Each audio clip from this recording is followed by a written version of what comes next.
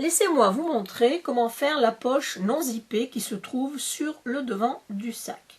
En utilisant le gabarit, découpez un morceau de doublure, un morceau de tissu extérieur. Sur l'envers de la doublure, dessinez le rectangle étiré.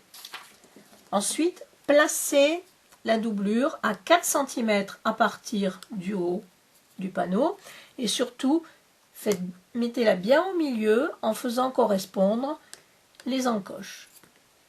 Ensuite, épinglez. Si vous avez du tissu normal, vous pouvez épingler partout. Comme j'ai du simili-cuir, il a fallu que j'épingle à l'intérieur du rectangle étiré. Maintenant, faites une couture, une piqûre en passant sur les lignes du rectangle. Dessinez cette forme. Ensuite, vous couperez le long de ces lignes en faisant bien attention d'aller aussi loin que possible dans les formes en Y sans couper le fil.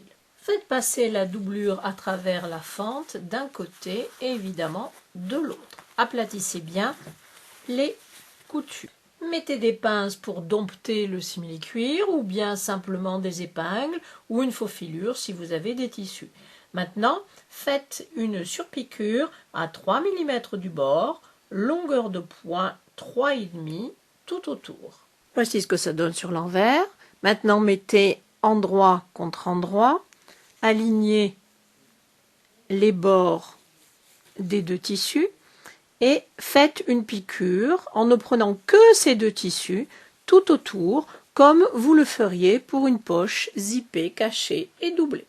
Vous voyez que la poche n'est absolument pas cousue au panneau de devant. Elle ne tient que par l'ouverture.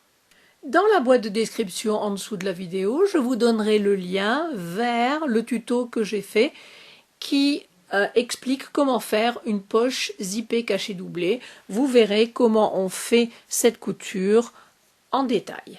Et voici le résultat que l'on peut obtenir sur l'endroit. Voici une poche très utile que vous pouvez évidemment faire beaucoup plus profonde si vous avez envie, mais avec un look complètement différent.